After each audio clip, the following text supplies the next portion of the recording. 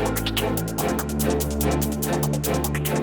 let's talk about one of those risks, and that's leaving your old firm, starting Visionary Wealth Advisors. For those viewers that are watching this, or clients that we might have that see this, that don't know the story, what's maybe the short version of that story, how Visionary Wealth Advisors came about?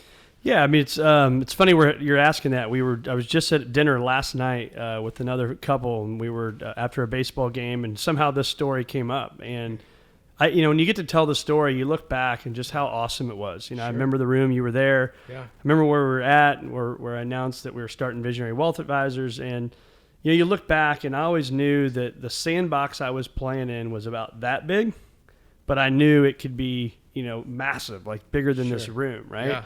And that was my thought process. And so you do good work, you build good relationships with people, and you have this dream, and you think, you know what? As our firm's mission, right, is to help people achieve a future greater than their past. Yeah. I knew that I could help my own family achieve a future greater than their past, but more importantly, our clients, our advisors, the community. Sure. I knew we could just do more. And so it was the scariest time of my life. We had just built a new home at that time. My wife was 7 months pregnant with our fourth child. Yeah. You could have said I was on easy street, kind of in a nice, solid career, making a good income and doing good work for people. But it just wasn't the fulfilling, satisfying work that I wanted to do forever. Yeah. And so therefore Visionary Wealth Advisors was born. And going back to your analogy a minute ago, you were in that comfort zone. Absolutely. And this took you way out of that comfort zone. Absolutely. Yeah. Oh yeah. I mean, you have those moments, right, where you're laying in bed at night at 2 a.m, and I'm thinking, what am I doing? Yeah. Right. Well, this is crazy. Yeah. But it always came back to this is right. And I always bet on myself and bet on others. Sure. And when you make, again, those calculated risks, it was scary. And it's been the best professional decision by far I've ever made in my life. Yeah. Now 6.5 years later, multiple offices, lots of advisors, firm is growing and thriving. Yep. Yeah. Pretty crazy. If I'm sure we've got clients and not just clients, but viewers, I should say, watching that they've got an account with XYZ firm down the street, right? What do you think separates Visionary from the firm down the street or the firm across town or something like that?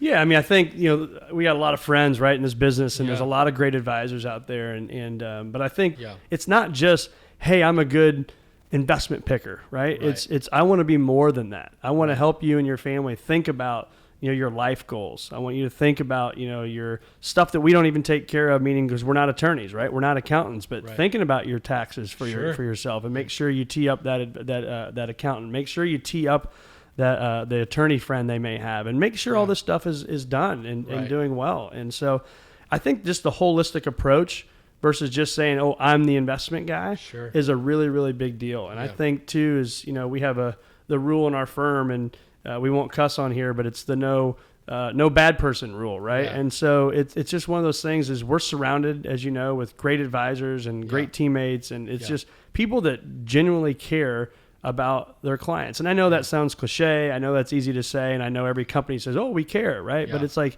it just really is true, right? That you genuinely care about people. Like you get something out of watching your client build that dream home, or that client save for this thing, right? And then it happens. And like you genuinely get excited about that. And I think that's important to work with somebody that's just not around just the investments to do everything. Sure. Yeah.